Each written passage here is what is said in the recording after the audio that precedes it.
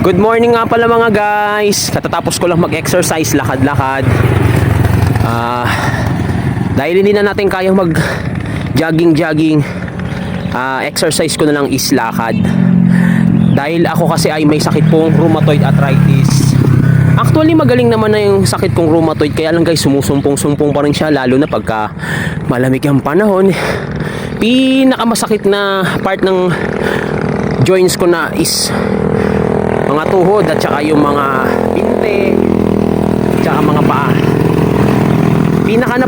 Pinakanapuruan sa aking joints is ang aking mga tuhod at ang aking mga bukong sa paa.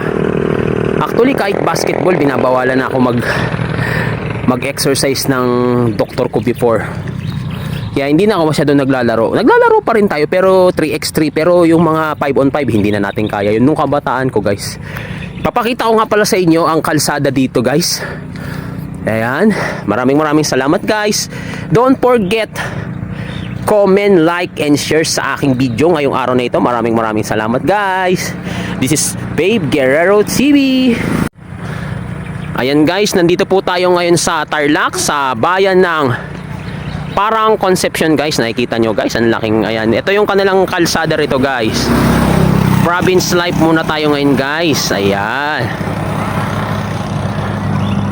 Actually guys, kahapon pa po kami nandito. Madaling araw pa po kami umalis sa bahay namin. 5 in the morning. Nakarating naman po kami dito sa awa ng Panginoon, mga bago mag 8.